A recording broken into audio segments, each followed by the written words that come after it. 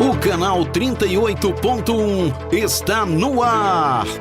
Sintonize agora mesmo na RNT TV e assista a 18 horas do conteúdo produzido pelos maiores sites de notícias do Amazonas, direto na sua telona. Esteja sempre ligado para não perder as notícias mais quentes e importantes do site imediato. Você já sabe, a qualquer momento iremos interromper a programação para mostrar ao vivo e em detalhes o que está acontecendo de importante no momento. Aqui na RNT TV, você não precisa esperar para saber das coisas. É tudo em tempo real. O site O Poder vai percorrer os 3 poderes em busca das principais decisões que afetam diretamente a sua vida. De hora em hora, o Boletim Notas do O Poder vai explicar melhor aquelas notícias políticas mais complicadas. Às sextas-feiras, 2h, você vai ter o Podercast. Vamos trazer entrevistas exclusivas e polêmicas com os principais nomes do mundo político. E no sábado, às 9h, você assiste ao Conversa Política. Apresentado por Álvaro Corado, vai trazer os principais nomes da política da região para debater sobre temas relevantes. RNT TV, todo dia é dia de dar voz à comunidade, com o imediato e o povo. Então, te espero aqui de segunda a sexta, a partir das 11 horas. Conto com a tua presença, hein? Pelo amor do Perequetê. E quando chegar a tarde, fique atento à sirene. Quando tocar, é hora do Nacional 190. Vamos mostrar tudo com análise dos especialistas em segurança pública. Os principais casos do Amazonas do Brasil você confere no Nacional 90, de segunda a sexta-feira, a partir de 4h. Uma semana inteirinha de estreias no mais novo canal de TV aberta de Manaus. E muito mais vem por aí. RND TV, canal 38.1. Aqui é sobre gente.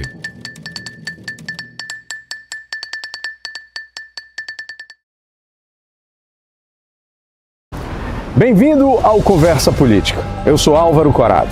Você já deve ter ouvido falar nesta instituição fundamental para a democracia, o Ministério Público. Mas será que você sabe exatamente o papel que ele desempenha na sociedade? Será que diante de tantas visões diferentes de mundo, interpretações antagônicas da mesma lei e inúmeras demandas sociais da atualidade, este pilar da justiça vem cumprindo a sua parte? Os direitos humanos, o combate à corrupção, a proteção ambiental, fiscalização das ações políticas, são alguns dos temas que são responsabilidade do Ministério Público, que tem como princípio fazer tanto o público quanto o privado cumprirem a lei, garantindo assim, contribuindo assim para o que a gente entende como justiça. E o nosso convidado de hoje é promotor de justiça e presidente da Associação Amazonense do Ministério Público, o doutor Alessandro Sanmartin. Ele traz uma visão ampla da atuação do Ministério Público em uma entrevista consistente. Para ele, o MP tem o dever de prestar contas da sua atuação à sociedade, garantindo isso de forma imparcial, transparente e focada na investigação de fatos. Certamente um desafio.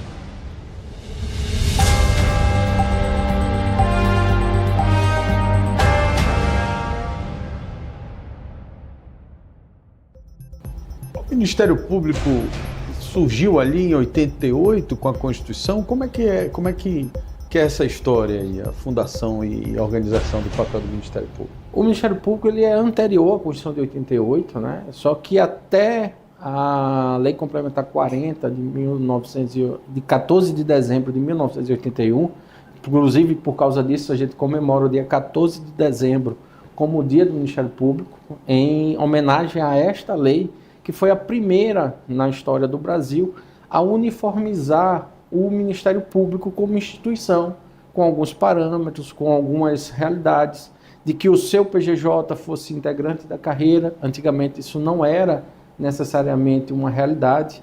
Eu tinha PGJs que eram, como é o procurador de Estado geral, escolhido fora da carreira, podia ser advogado ou não.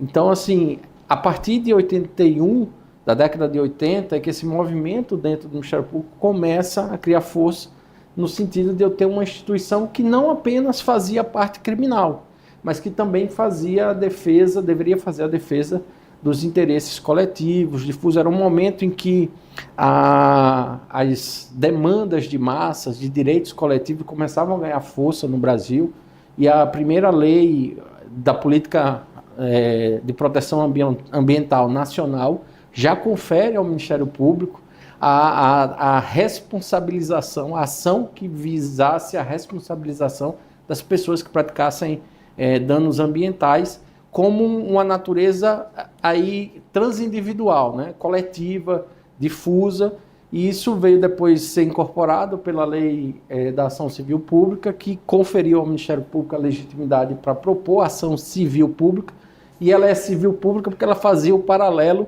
com a ação penal pública, que é movida pelo Ministério Público. Então, como era uma ação movida pelo Ministério Público, mas que não era penal, acabou se batizando como ação civil pública.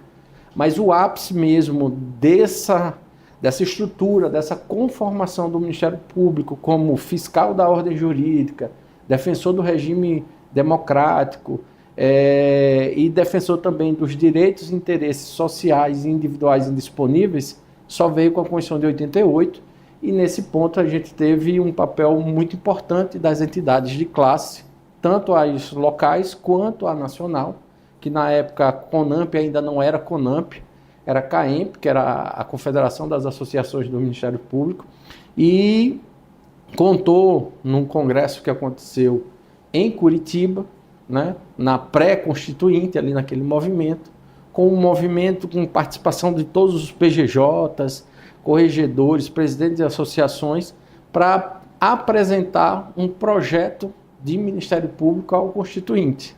Entendi. Isso foi levado, né, para a Constituinte, e aí o Ministério Público acabou ganhando esse contorno. Significa que antes disso o Ministério Público era um negócio assim, podia muita coisa que hoje não pode.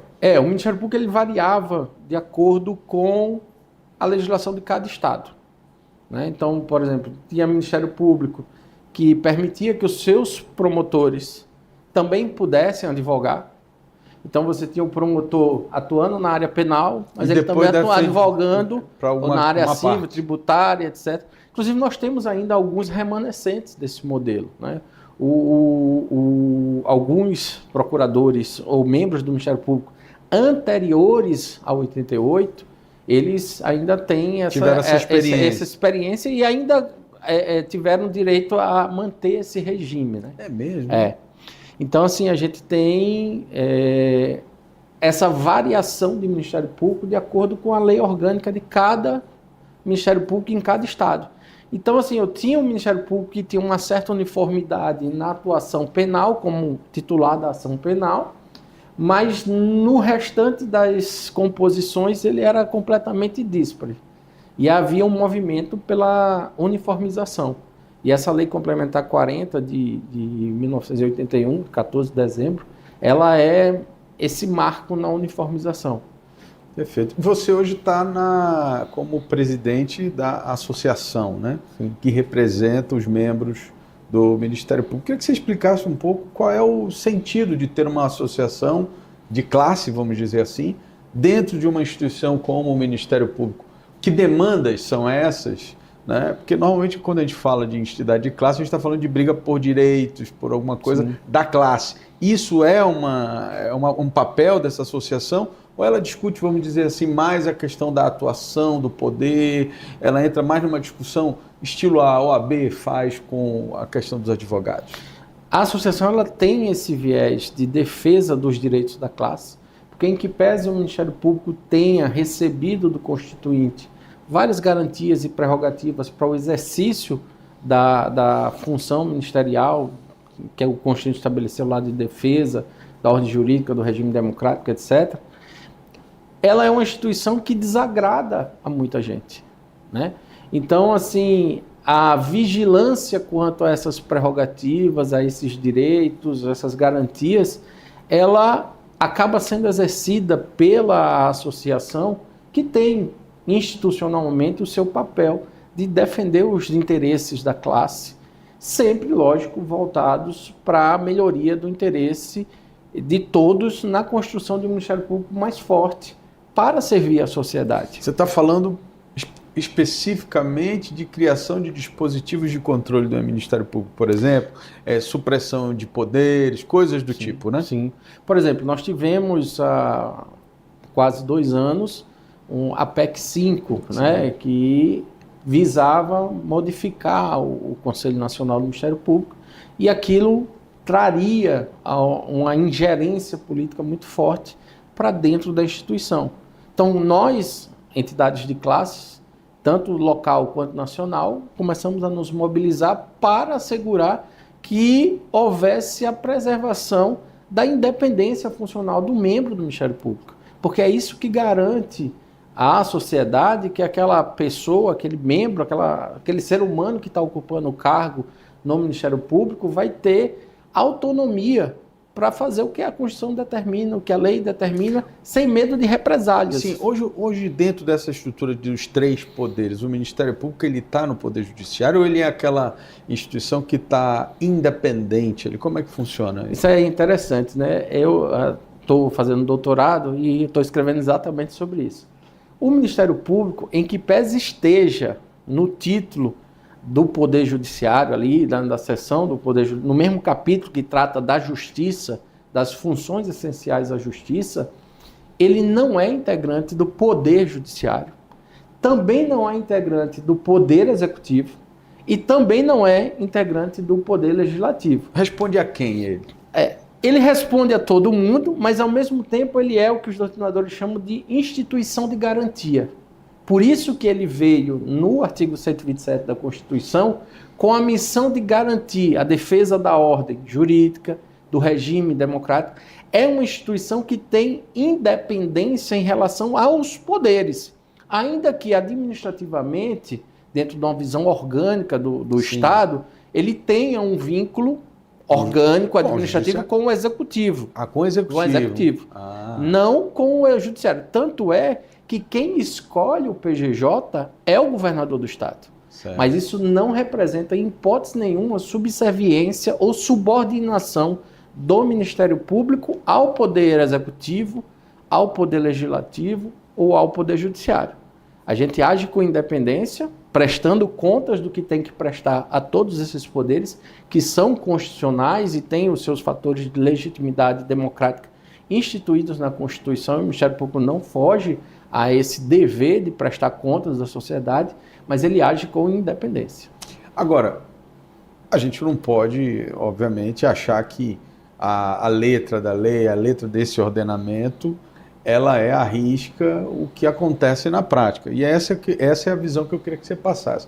Hoje, já nessa experiência de 88 para cá, né, é possível visualizar essa independência, ou os membros do Ministério Público acabam tendo que fazer uma espécie, vamos dizer assim, de malabarismo ali para conseguir manter essa independência sem se indispor com esses poderes? Porque o político tradicional, por que eu digo isso? Porque o político tradicional, ele só entende uma linguagem: eu mando, tu obedece. Se eu sou o governador de um determinado estado, ele entende que ele manda e as pessoas têm que seguir a ordem. Quando você diz assim, olha, mas existe um poder aqui que ele não é subordinado a você.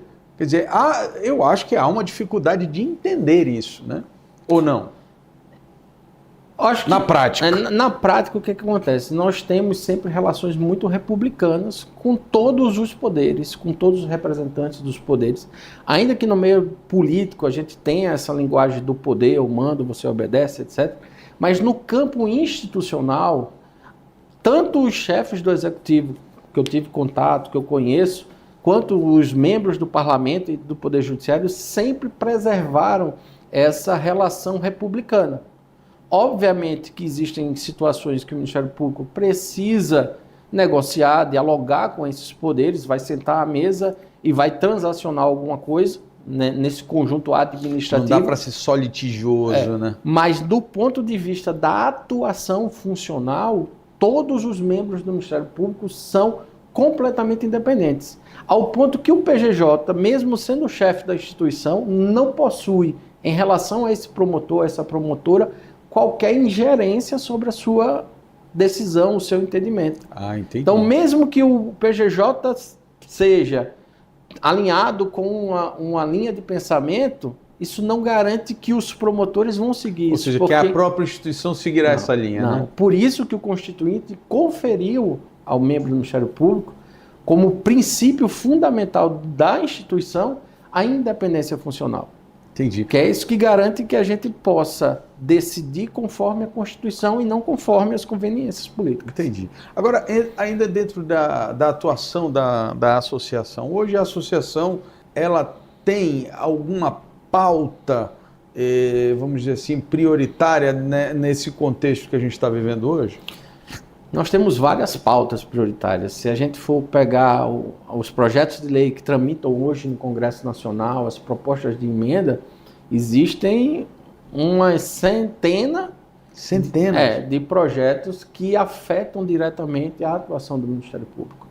Então, assim, a associação, ela, tanto a local quanto a nacional, e eu digo a nacional porque eu acompanho hoje já mais de perto, a gente tem uma estrutura de acompanhamento constante desses projetos de lei, das decisões do Supremo Tribunal Federal em controles de constitucionalidade, seja em ADPFs, ADIs, que envolvem matérias de interesse do Ministério Público. A gente está com um até agora que está em pauta no julgamento do Supremo, que discute o poder de investigar do Ministério Público, né, que busca de novo ressuscitar essa discussão. Uma discussão antiga. Mesmo a gente tendo recebido a legitimidade popular na PEC 37, que o povo foi às ruas para pedir que o Ministério Público tivesse a possibilidade de fazer investigações, e isso está corriqueiramente sendo ali discutido, aí cabe à associação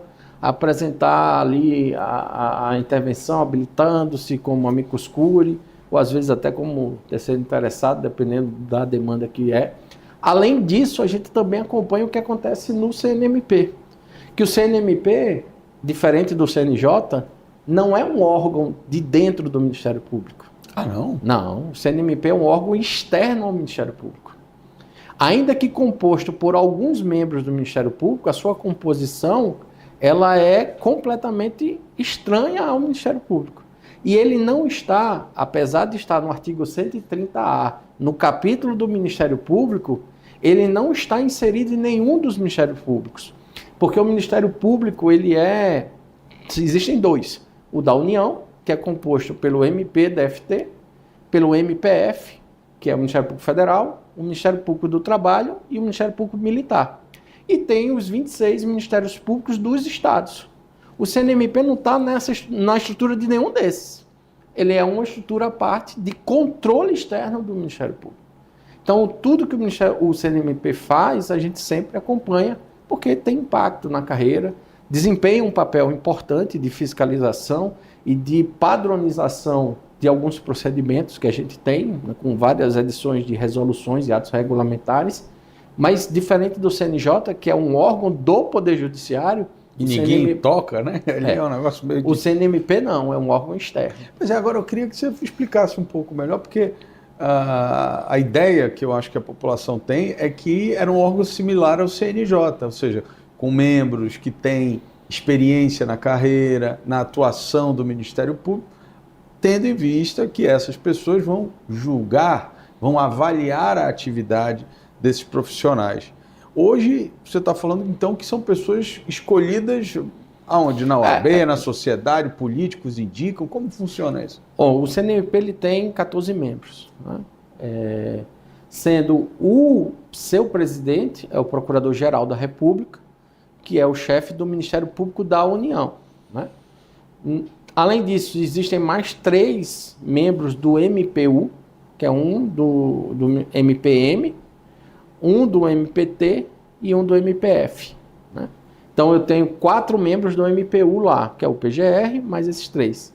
E mais 3 são indicados dos MPs estaduais, que aí são escolhidos pelo Colégio de Procuradores de Então, Justiça. vamos lá, 3 mais 3, 6. Mais 7, o PGR, 7.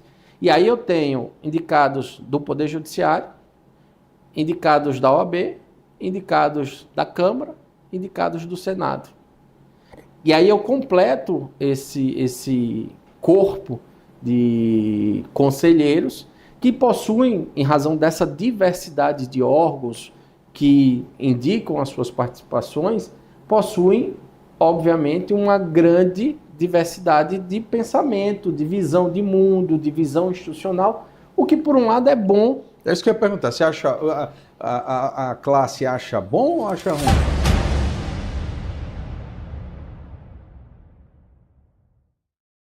Você quer estar por dentro dos assuntos políticos mais relevantes? Então não perca o Podercast, o seu guia indispensável para entender tudo de política. Venha analisar as informações do momento direto com as fontes, debater os acontecimentos políticos que moldam o nosso futuro. Entrevistas exclusivas com líderes, políticos, especialistas e membros de instituições relevantes de todos os poderes.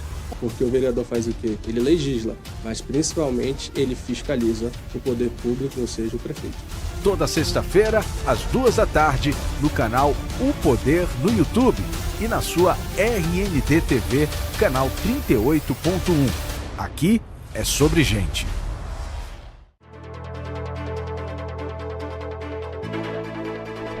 Olá para você que acompanha a programação da RNT TV. Em uma votação relâmpago de menos de 1 minuto, os desembargadores do Tribunal de Justiça do Amazonas aprovaram um anteprojeto de lei que cria 400 cargos comissionados e acaba com a carreira de oficial de justiça. A sessão extraordinariamente breve do Pleno do TEJAN, durando apenas 17 minutos, foi o palco para essa decisão crucial. A resolução, que extingue gradualmente os cargos de oficial de justiça, gerou protestos por parte da categoria, que alega falta de consulta e sigilo na tramitação. O Sintejan e o Sindojus planejam medidas legais para impedir a continuidade da tramitação da resolução, incluindo um procedimento de controle administrativo junto ao CNJ e uma possível ação declaratória de inconstitucionalidade no STF, caso a medida seja aprovada pela Leam. O anteprojeto agora segue para análise e possível aprovação na Assembleia Legislativa do Amazonas. Para mais informações, acesse agora mesmo opoder.com e nossas redes sociais. Até mais!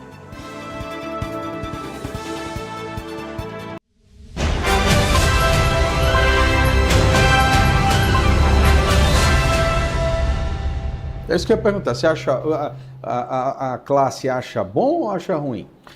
Tem um lado bom, que eu entendo, que é essa visão plural, ela sempre tem a possibilidade de criar uma realidade melhor do que a gente tem numa visão monocular, né? Mas, às vezes, essa visão plural não enxerga bem algumas estruturas de, digamos assim, conformação da instituição que só entende quem vivencia. Então, às vezes, você tem, por exemplo, a gente, nos Ministérios Públicos Estaduais, a gente entende que tem uma discrepância no equilíbrio da participação dos Ministérios Públicos, por exemplo. O Ministério Público da União são 4 Ministérios Públicos. O Ministério Público do Estado são 26. A União, apesar de ter 4, tem 4 representantes. Ou seja, ela tem um representante para cada ministério. Os 26 estados indicaram 3, que numericamente são menores. E no peso da balança, obviamente, né? Então, assim, a gente acaba vendo que haveria ali algum ponto que precisaria melhorar. Mas, no geral, eu acho que o CNMP tem exercido ao longo desses anos um papel muito importante na padronização e regulamentação do funcionamento dos Ministérios Públicos no país, sobretudo na atuação funcional. Bom, agora, Eu queria falar um pouco também sobre vamos dizer assim, a exposição do trabalho do Ministério Público, porque assim, a gente vive um momento político no Brasil que eu entendo que teve, no passado, uma participação muito ativa do Ministério Público. Por quê? Boa parte dessa polarização e comoção, ela é resultado da atuação do Ministério Público lá atrás, com várias denúncias, várias operações, coisas que o brasileiro, no geral, pelo menos uma geração mais recente, nunca tinha visto isso acontecer, né? E eu queria que a sua opinião sobre isso, a atuação do Ministério Público mais midiática, vamos dizer assim. Eu não sou muito adepto dessa atuação mais midiática do Ministério Público, em que pese eu entenda que o Ministério Público tem o dever de prestar contas da sua atuação à sociedade, ao povo. Ele precisa mostrar o trabalho que ele faz, porque muitas das vezes o Ministério Público ele é incompreendido por mostrar menos do que ele faz, né? A gente tem muita atuação, sobretudo no interior, na defesa de direitos, não apenas na defesa das vítimas no processo penal, no processo criminal comum, mas na sociedade como um todo. E isso que você se referiu do passado, aí, da atuação do Ministério Público, essa atuação ela é exatamente o reflexo dessa independência funcional, porque foi esta independência funcional que permitiu que algumas investigações avançassem, que a nossa sociedade tomasse conhecimento de alguns delitos que aconteceram, ainda que tenha havido falhas ou erros, eu acredito que eles foram muito menores do que o que se descobriu, do que o que se atingiu, até porque até aquela quadra de momento histórico, nós tínhamos um direito penal muito mais voltado para uma classe mais baixa da sociedade. E a partir daquele movimento também começou a se ver que outras classes são atingidas pela responsabilização em razão de atos ilícitos, né? Ou seja, você diz que o Ministério Público rompeu uma bolha do entendimento de que crimes só acontecem, vamos dizer assim, na camada mais pobre da população ou aquela que tem menos recursos. E isso é uma grande verdade porque essas operações elas atingiam diretamente poderes, né? Poderes pessoais, poderes constituídos, né? E esse eu acho que é um mérito mesmo do papel do Ministério Público. Exatamente. E o que o Ministério Público precisa ter, e isso é importante, eu lembro muito de um dos cursos que eu fiz sobre investigação, em que o professor ele dava um exemplo do caso do Elias Maluco, lá, o traficante do Rio de Janeiro, que acabou sendo preso num porta-malas de um carro, e aí o policial pega, e aí para a prensa aí dá um pena, ele diz, não, perdi, mas não esculacha. Então, assim, a responsabilidade do Ministério Público é muito grande, porque quando a gente faz uma exposição sobre uma investigação, queira ou não, existe já um prejuízo que é feito, e aí prejuízo no sentido de juízo prévio sobre os fatos, aquela pessoa, etc. E a nossa função como membro do Ministério Público independente é construir uma investigação baseada em fatos e não em hipóteses. Em que sentido? Eu não posso achar que você é culpado e aí por causa disso eu vou fazer uma devassa na sua vida para achar alguma culpa. Eu tenho que investigar fatos. E o Ministério Público tem que explicar fatos. Obviamente que os fatos para o direito são relevantes quando tem a participação do ser humano, mas eles precisam ser investigados com a máxima isenção, com a máxima imparcialidade, sem sentimento de perseguição A ou B, mas exclusivamente focado na responsabilização decorrente dos fatos e atos praticados, né? Então, nesse contexto, o Ministério Público precisa prestar contas do seu papel, da sua atividade, da sua atuação, mas com a responsabilidade de não fazer uma exposição além do necessário para informar a sociedade. Agora, esse talvez seja um dos pontos que hoje se debate muito, que é a questão da transparência. Eu confesso que no início dessa lei, acho que é de 2010, né, se eu não me engano, era aquele furor, né? Aquela coisa, meu Deus, é isso aí, vamos saber quanto todo mundo ganha. O pessoal queria saber quanto todo mundo ganhava. E aí a gente começou a viver um momento de exposição de fatos, né, que muitas das vezes são colocados sem a devida interpretação. Legal, vou dar um exemplo claro, que é o exemplo do salário dos magistrados. Diziam que os magistrados ganhavam salários de 300 mil, 500 mil reais. Só que não explicavam que é o salário, mas às vezes é as férias, às vezes eram outras coisas que eram pontuais, que era só naquele mês, né? Então, assim, o que aí a gente começou a ver um outro lado da transparência, e agora, recentemente, né, quando você vê, por exemplo, reuniões ministeriais secretas, que todo governo tem que ter, sendo expostas, revelando coisas que precisam ser segredo, porque muitas das vezes não vão passar de reuniões, né? Mas são debates importantes dentro de um conceito, de um momento, né?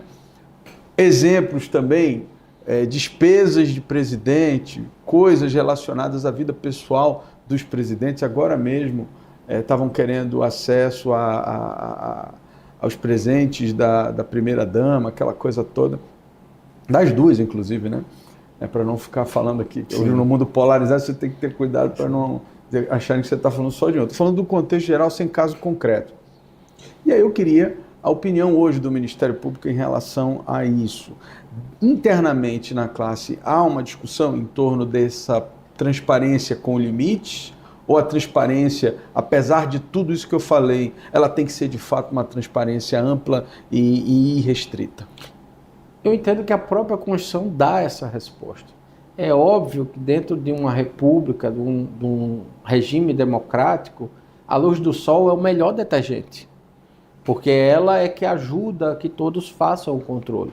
Mas a própria Constituição estabelece que, apesar da publicidade ser um princípio fundamental da administração pública, existem temas, como você bem colocou, existem assuntos e existem situações que a própria Constituição autoriza que elas sejam segregadas dessa publicidade e mantidas em sigilo.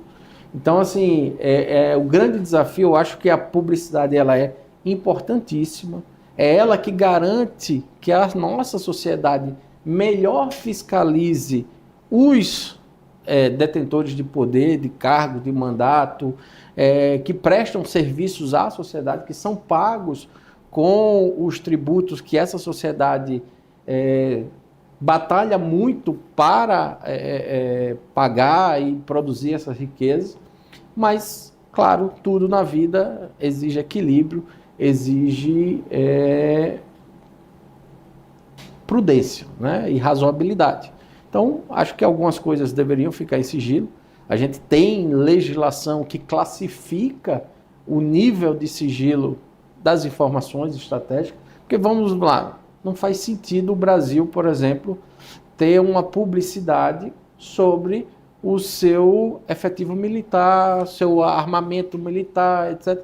Porque isso é questão de segurança nacional, de estratégia nacional. Então, existem temas que são necessariamente sigilosos e assim devem ser mantidos. Devem ser assim. Agora, eu queria também que o senhor comentasse um pouco, ainda nessas questões relacionadas à transparência e também à atuação do Ministério Público.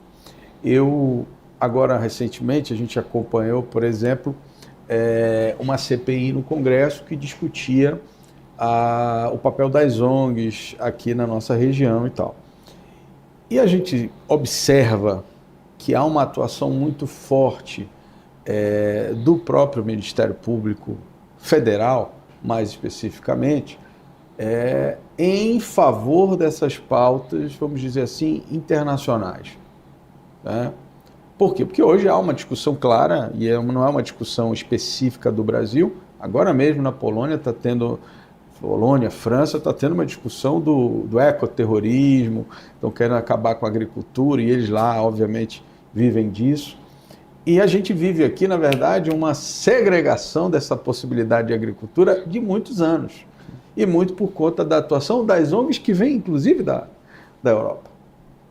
Só que a gente observa que há uma espécie de, eu não diria parceria, porque seria desleal da minha parte falar que há uma parceria entre o Ministério Público e ONGs, mas há uma sinergia dessas pautas. Como é que o senhor enxerga, né, um Ministério Público que atua muitas das vezes no sentido não só da fiscalização da lei, mas na defesa ideológica de alguma coisa, para não citar nada especificamente? Tá. Esse tema, ele é muito interessante e casa também com a minha tese do doutoramento, que não que eu esteja tratando sobre ONGs, mas a minha tese é sobre o enfrentamento do desflorestamento aqui no Estado, né, pelo Ministério Público Estadual. Então, assim, você acaba tendo contato com essa nova onda doutrinária sobre o direito da natureza. A natureza agora passa a ser sujeito de direito, ainda como entidade cultural, que vem nessa pressão grande desse movimento de ruptura da tradição judaico-cristã de propriedade em relação à natureza e de igualdade da natureza com o ser humano em importância. E, obviamente, que a Amazônia e o estado do Amazonas tem mais de 97% do seu território preservado, né, a duras penas e a duros custos para a população do interior. Mas existe essa preocupação ambiental porque a gente vivencia momentos climáticos muito difíceis, né? Nós vivemos agora, no ano passado, acho que dos 15 anos que eu tenho aqui no estado, o pior período de calor e seca que eu já verifiquei, que eu tenho lembrança nesses 15 anos. Então a questão ambiental, ela é fundamental. E o Ministério Público, nesse ponto, eu não digo que há uma sinergia, mas há uma confluência de pautas de atuação. Em que sentido? O direito ambiental, ele é um direito social, coletivo e humano, até estabelecido pela Corte Interamericana de Direitos Humanos. E aí cabe ao Ministério Público atuar. Só que ele atua com um viés, deve atuar com um viés diferente das ONGs, que atendem a interesses políticos particulares, a visões de mundos particulares. O Ministério Público tem que ter uma visão mais ampla. Lógico que todo membro do Ministério Público é um ser da sociedade. Ele tem a convicção dele, claro. E isso, desde Ortega y Gasset, a gente sabe que o ser humano é ele e as circunstâncias dele. Dentro dessa independência funcional, existe também essa visão de mundo, né? E isso vai sendo... Por isso que o Ministério Público não é a última palavra no quesito justiça. Por isso que a gente tem que submeter o que o Ministério Público produz à homologação pelo Judiciário, à análise pelo Judiciário, ao contraditório, para que a parte possa se defender devidamente assistida por um advogado ou por um representante do Estado, a exemplo dos defensores, para que haja essa dialética na construção da verdade. Né? Então, assim, eu não descarto a importância da pauta ambiental, das ONGs, mas vejo também com preocupação a explosão de números de ONGs que a gente tem atuando no Brasil. E eu digo isso que me surpreendeu uma certa vez. Eu era titular da Promotoria de Justiça em Santa Isabel, no Rio Negro, e eu estava lá almoçando no restaurante da cidade e apareceu uma senhora que era completamente assim, fisionomicamente diferente de todo mundo. E ela conversando lá, e eu perguntei dela de onde que ela era.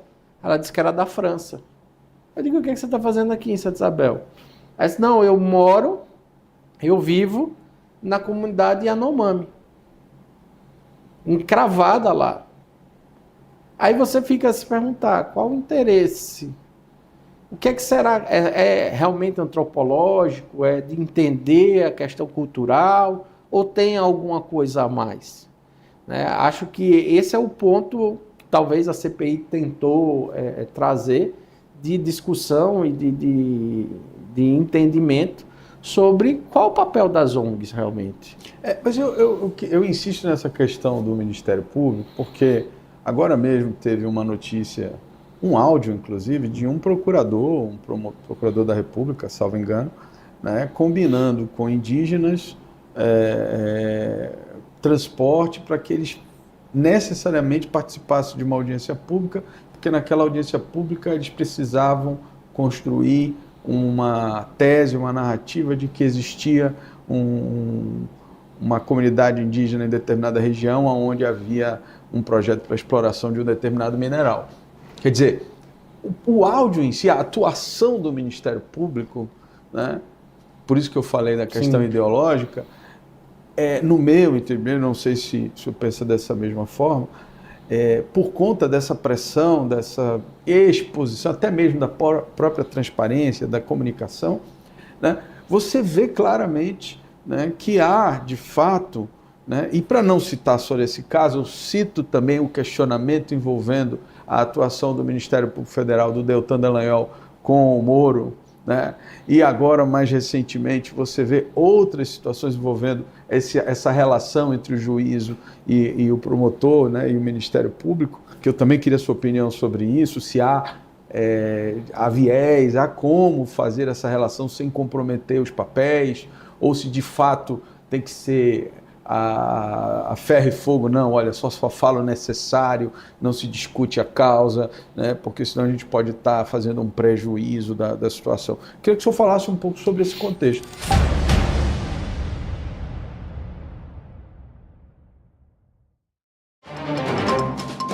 Quando a sirene tocar na sua TV, você já sabe. Está no ar o programa de polícia mais impactante do Amazonas, Nacional 190. O mundo da investigação policial como você nunca viu. Detalhes dos casos mais chocantes da história diretamente na sua tela. A cobertura completa dos acontecimentos policiais, 24 horas por dia, 7 dias na semana, sem perder nenhum detalhe. Informações exclusivas e atualizadas em tempo real. Equipes de reportagem em todos os cantos. E as imagens mais impactantes do momento. Os detalhes do trabalho da segurança pública, o esforço da polícia e o alerta sobre os perigos na comunidade. Mantenha-se informado, mantenha-se seguro. Nacional 90, de segunda a sexta, às 5h20 da tarde, no site imediato e na sua RND TV, canal 38.1. Aqui é sobre gente.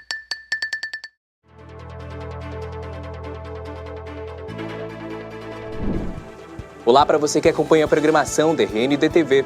O presidente estadual do Republicanos, deputado federal Silas Câmara, anunciou através das redes sociais que o partido irá decidir qual candidato apoiará para a Prefeitura de Manaus entre junho e início de julho, visando dissipar especulações sobre uma decisão já tomada. Silas Câmara afirmou que o partido não definiu seu apoio a nenhuma candidatura. Classificou como notícias falsas as informações sobre o apoio ao pré-candidato Roberto Cidade. Anteriormente, em um evento público com Cidade, Silas o chamou de futuro prefeito de Manaus, mas ações recentes indicam uma possível mudança de rumo, como o apoio de vereadores do Republicanos ao prefeito Davi Almeida. O partido tem liberdade para considerar apoio a pré-candidatos de outras legendas, dado impasse na formação de uma federação partidária entre PP, União Brasil e Republicanos para as eleições. Para mais informações, acesse opoder.com e nossas redes sociais. Até mais!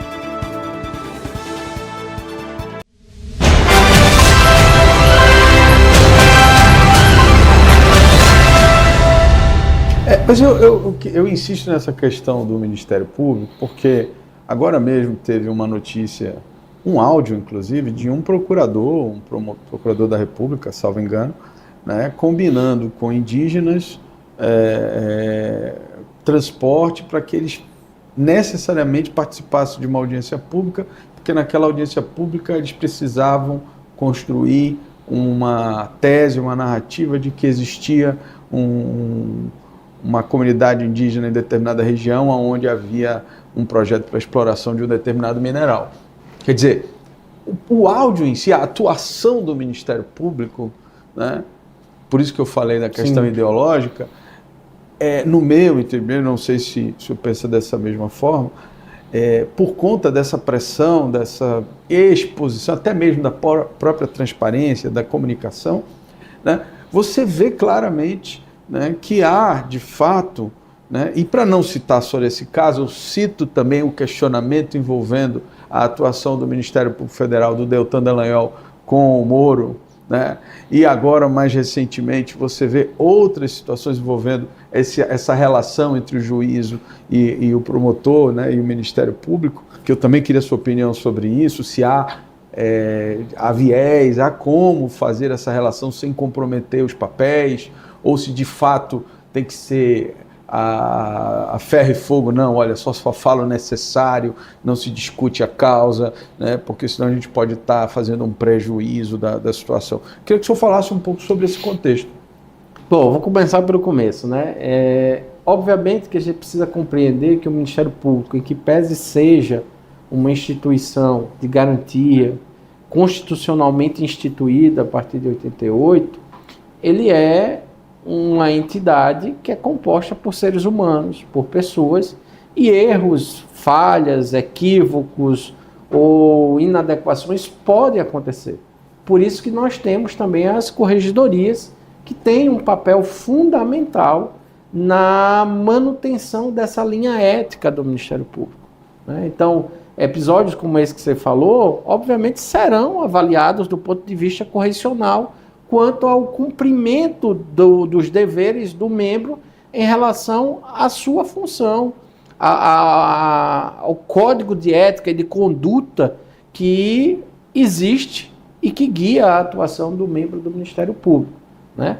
Então, a gente tem, nesse cenário, essa busca sempre por a correção, sempre pela retidão, ainda que eventualmente aconteça aqui ou acolá alguma situação, porque as instituições são formadas por seres humanos e o ser humano, infelizmente ou felizmente, né, tem essa característica de errar ou, às vezes, ter condutas inadequadas.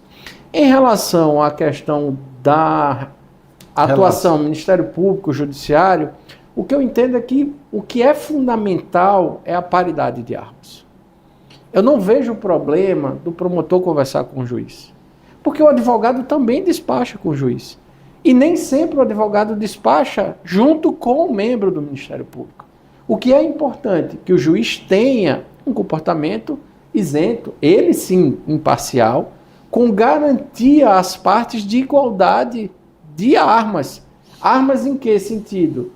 Igualdade de força para influenciar na decisão, de um lado ou do outro.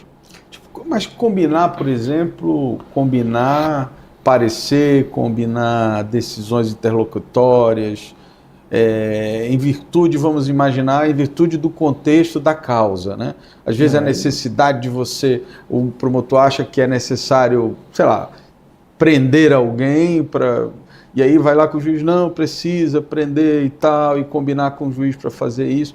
Isso não ou isso sim? A combinação, no contexto que você está colocando, obviamente que ela é inadequada. Mas o Ministério Público entender que precisa prender a pessoa A e pedir ao juiz despachar, dizer, excelência, eu entendo que essa pessoa tem que ser presa por isso, mas a decisão é do senhor.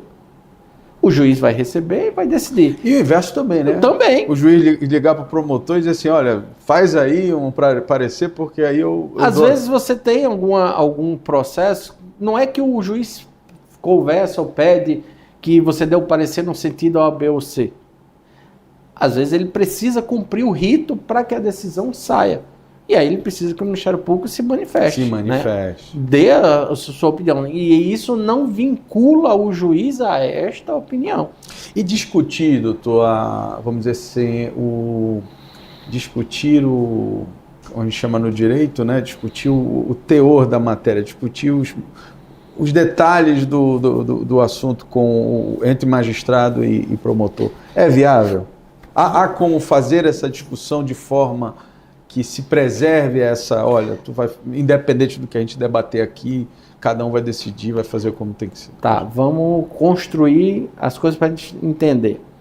Dentro da lógica do Código de Processo Penal de 1940, mesmo com as alterações de 1980, de 2003, etc., a gente tinha uma estrutura de funcionamento que eu tinha um juiz para tudo. E aí você concorda comigo que se eu inicio uma investigação e essa investigação precisa produzir elementos de prova que são submetidos à reserva de jurisdição, uma interceptação telefônica, uma quebra de sigilo bancários, e esses resultados são apresentados a esse juiz para que a interceptação continue, para que haja uma prorrogação, para que seja deferido um mandado de busca e apreensão.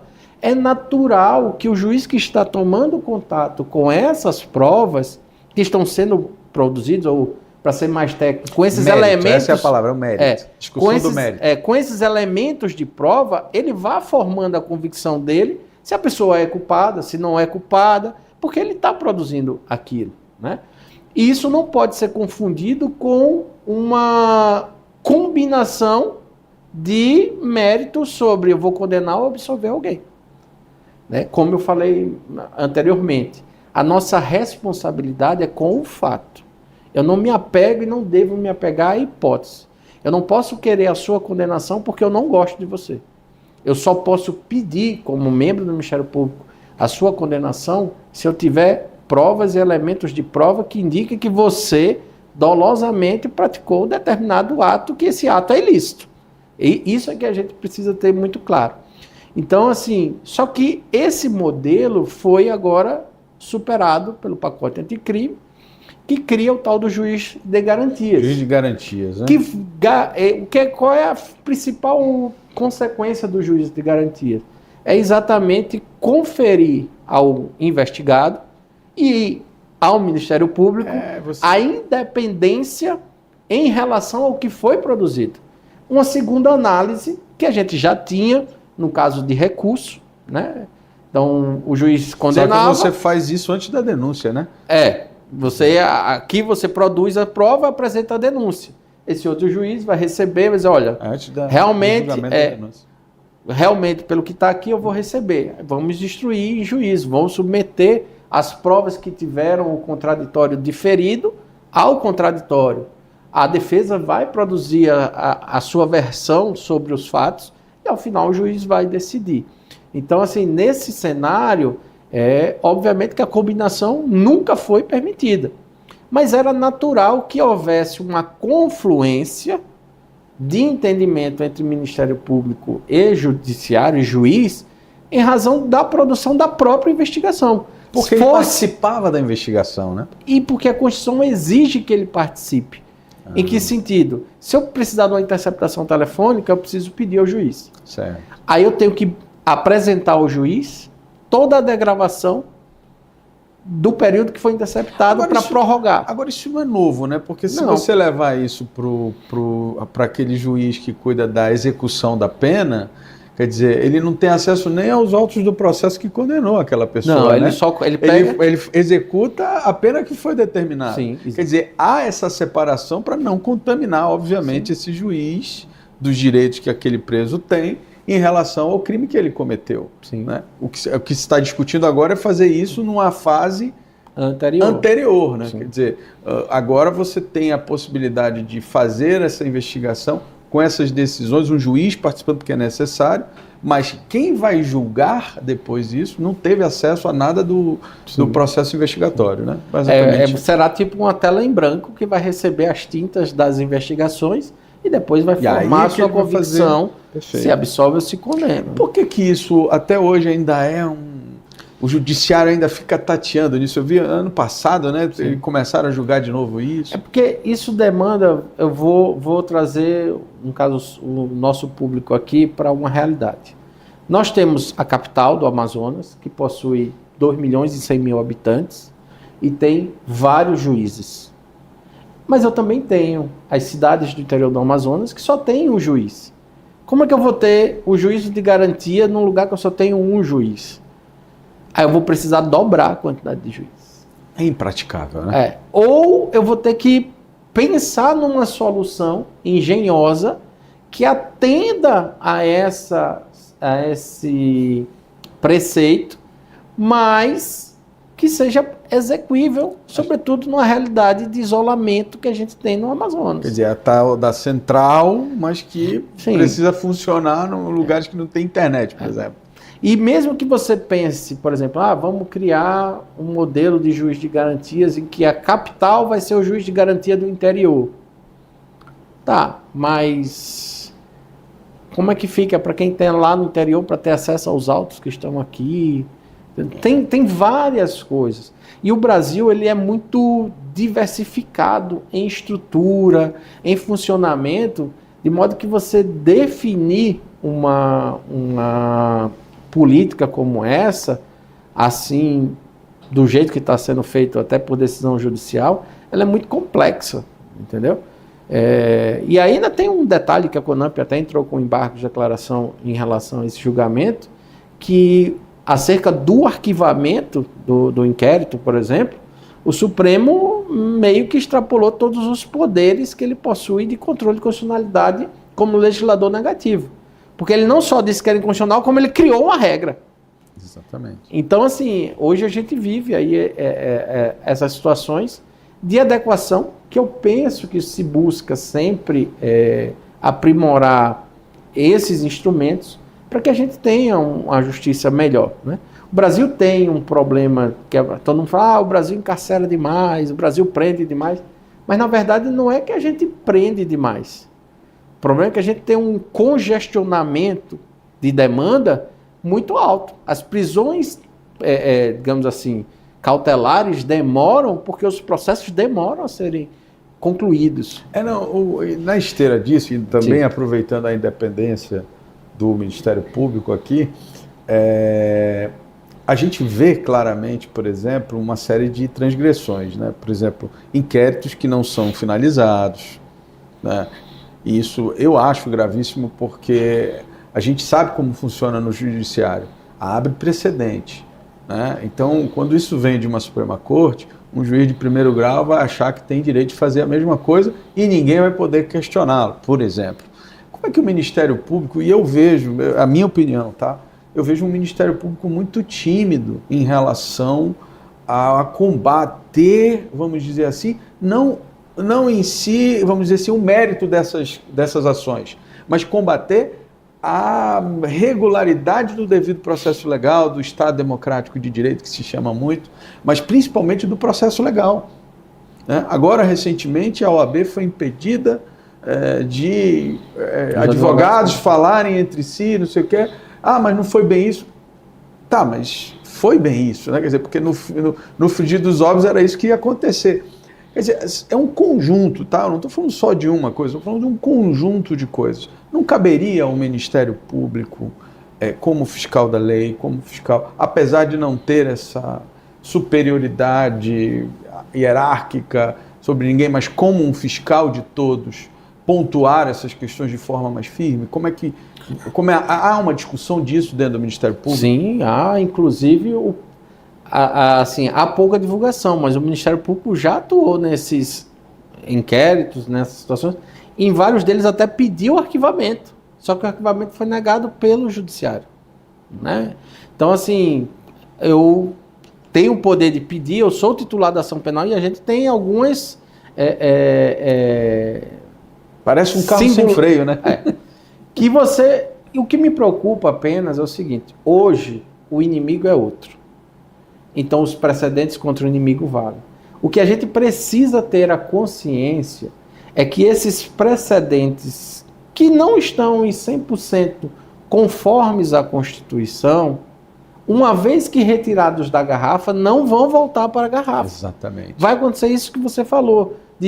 Mas se o Supremo faz, eu vou fazer. Vimos agora um juiz decretando a prisão de um delegado de polícia no interior do estado, por ele sendo vítima do processo. Ninguém está discutindo o mérito, é só que legalmente ele não poderia fazer isso porque ele é a vítima. Então, assim, esse é o problema desse tipo de precedentes, porque a gente vulnera a garantia constitucional do devido processo legal para todo mundo. Não é uma garantia para mim ou para você, não, é para todo mundo. Aquele direito ele é fundamental de toda a sociedade, é uma garantia que a gente tem de que as sanções que vierem a ser aplicadas serão aplicadas respeitando todos os direitos que as pessoas possuem dentro dos processos. Então a gente precisa ter essa responsabilidade de entender que não dá para ser maquiavélico sempre. E que os fins sempre vão justificar os meios. Essa história do bem maior é complicada no direito, né? E eu costumo dizer que a soma de 2 erros não dá um acerto, dá um acidente. Isso aí. Porque nenhum acidente é proveniente de um erro Agora eu apenas. queria a sua opinião sobre exatamente esse contexto, mas no resultado disso tudo.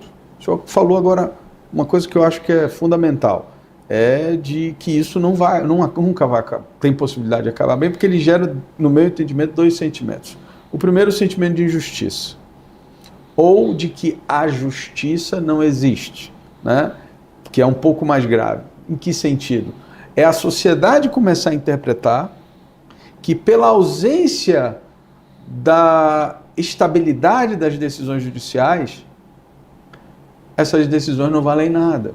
E as pessoas e as instituições começarem a não querer respeitar decisões, exatamente porque são decisões focadas em interesses, no inimigo do momento, né? Aquela coisa toda. Coisa que só a estabilidade da decisão judicial garante. Quer dizer, você olhar o que diz a lei e garantir que aquilo seja aplicado. Então, eu entro com uma ação judicial lendo a lei sabendo que eu tenho direito àquilo, né? Hoje, a pessoa entra, mas não sabe se aquilo que está escrito será cumprido. O que eu considero muito grave. Porque isso abre um precedente para as pessoas desacreditarem o sistema de justiça. Sim. Assim, eu vejo 2 cenários muito interessantes a partir dessa colocação. Primeiro, é preciso a gente compreender que há esse sentimento de a lei não vale, e veja, isso não é só agora não. Quando aconteceu lá atrás a prisão em segunda instância, também se discutiu isso, se vem discutindo isso há muito tempo. Eu escrevi um artigo em 2007, ainda sobre a súmula vinculante, que eu já discutia isso, dessa flutuância do Supremo Tribunal Federal em algumas questões, inclusive distorcendo o que está escrito na lei. E eu vou dar o exemplo aqui da súmula vinculante, só para que é o menos, digamos assim, polêmico, mas é muito didático. O artigo 52, inciso 10 da Constituição, quem estiver nos assistindo, tiver curiosidade, pode pegar e pode abrir. Ele diz o seguinte, que a lei declarada inconstitucional pelo Supremo Tribunal Federal, em processo concreto, recurso extraordinário, por exemplo, numa ação penal, vai ter a sua eficácia suspensa por resolução do Senado. Então, como é que funciona? O judiciário, na função jurisdicional dele, diz, decide. Olha, essa lei aqui, incidentalmente, ela é inconstitucional, mas como isso aqui não é um controle concentrado, eu não posso revogar essa lei pela inconstitucionalidade. O Congresso tem que vir... Eu vou, comunico. Aí o que é que o Supremo faz? Com a súmula vinculante, ele diz, não precisa mais da resolução. Eu edito a súmula. E com isso, esse dispositivo que não foi revogado pelo Constituinte, na reforma que incluiu a súmula vinculante, foi dito pelo Supremo como mutante, que ele sofreu uma mutação e ele, apesar de existir, está na Constituição, não vale mais nada. Então, assim, essa mudança ou essa rejeição à literalidade do texto, ela traz prejuízos muito grandes. Isso do cenário, do ponto de vista institucional do Supremo como a cúpula. Obviamente que isso tem uma repercussão na sociedade. Porém, eu enxergo, e aqui falando como quem atua na base, que os juízes e o judiciário na base, ele é muito mais respeitado porque ele possui uma uniformidade de entendimento. Mas é o que eu digo, né? Porque quando você mantém essa uniformidade, o cidadão que demanda a justiça, ele se sente garantido por aquilo que é entendimento. O problema é que outro dia eu estava lendo uma matéria e o Supremo estava dizendo assim, nós temos um entendimento que é isso. Eu até coloquei desde quando entendimento de ministro do Supremo muda garantias e direito constitucional. Não tem nada a ver uma coisa com a outra. O que eles entendem pode mudar. Hoje é uma coisa, amanhã é outra. A garantia constitucional é exatamente para que não tenha entendimentos outros, né? E eu vou acrescentar mais. Eu vou usar um exemplo muito didático que eu vivenciei na pele como pai. Eu tenho 2 filhos pequenos. E a minha mais velha estava mal criada, eu a coloquei de castigo. 30 segundos de castigo trancada no quarto, depois saiu. Aí o meu mais novo começou a fazer a mesma coisa que ela estava fazendo. Aí ela olhou para mim, sim, ele não vai ser castigado não? Eu digo, fui, botei ele também de castigo. Resultado, os 2 entenderam que ao fazerem algo errado, tem uma consequência ruim, que é aplicável para os 2. Se eu não fizesse aquilo, a minha filha ia se sentir indignada porque foi punida e ele não foi punido. E ele ia se sentir completamente estimulado a violar a regra porque a ele a regra não valia, não aplicava. Então, assim, você cria na sociedade, esse exemplo aconteceu na minha casa, mas se a gente for aumentar em escala, é o que acontece na sociedade. Se eu furto um celular e eu vou preso, por que quando eu desvio o recurso público eu fico solto? Se, quantitativamente falando, o recurso público é muito mais caro do que o celular. Com certeza. Né? Então, assim, aí a gente tem algumas disfunções da nossa legislação penal que elas são muito cruéis.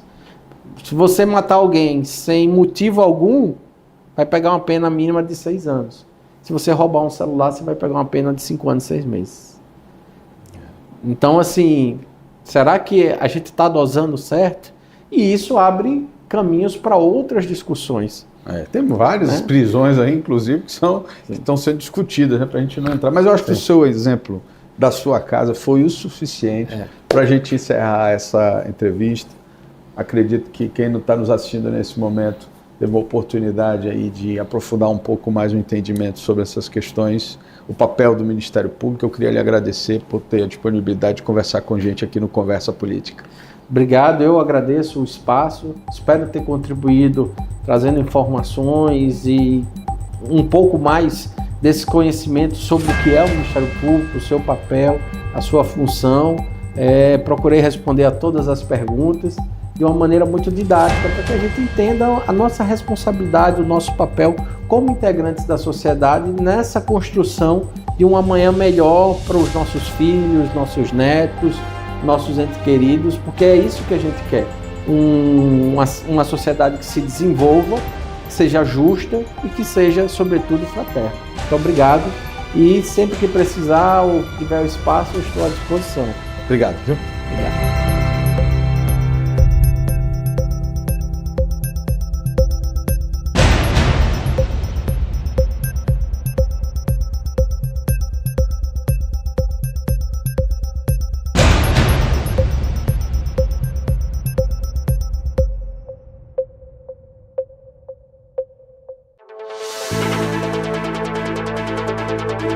O canal 38.1 está no ar. Sintonize agora mesmo na RNT TV e assista a 18 horas do conteúdo produzido pelos maiores sites de notícias do Amazonas, direto na sua telona. Esteja sempre ligado para não perder as notícias mais quentes e importantes do site imediato. Você já sabe, a qualquer momento iremos interromper a programação para mostrar ao vivo e em detalhes o que está acontecendo de importante no momento. Aqui na RNT TV, você não precisa esperar para saber das coisas. É tudo em tempo real. O site O Poder vai percorrer os 3 poderes em busca das principais decisões que afetam diretamente a sua vida. De hora em hora, o Boletim Notas do O Poder vai explicar melhor aquelas notícias políticas mais complicadas. Às sextas-feiras, 2h, você vai ter o Podercast. Vamos trazer entrevistas exclusivas e polêmicas com os principais nomes do mundo político. E no sábado, às 9 da noite, você assiste ao Conversa Política. Apresentado por Álvaro Corado, vai trazer os principais nomes da política da região para debater sobre temas relevantes. Aqui na RNT TV, todo dia é dia de dar voz à comunidade, com o imediato e o povo. Então, te espero aqui de segunda a sexta, a partir das 11 horas. Conto com a tua presença, hein? Pelo amor do Perequetê. E quando chegar a tarde, fique atento à sirene. Quando tocar, é hora do Nacional 190. Vamos mostrar tudo com a análise dos especialistas em segurança pública. Os principais casos do Amazonas do Brasil você confere no Nacional 90, de segunda a sexta-feira, a partir de 4 da tarde. Uma semana inteirinha de estreias no mais novo canal de TV aberta de Manaus. E muito mais vem por aí. RND TV, canal 38.1. Aqui é sobre gente. Em busca de informações políticas confiáveis em Manaus, visite www.poder.com para análises importantes e notícias de fontes confiáveis. O conhecimento é poder.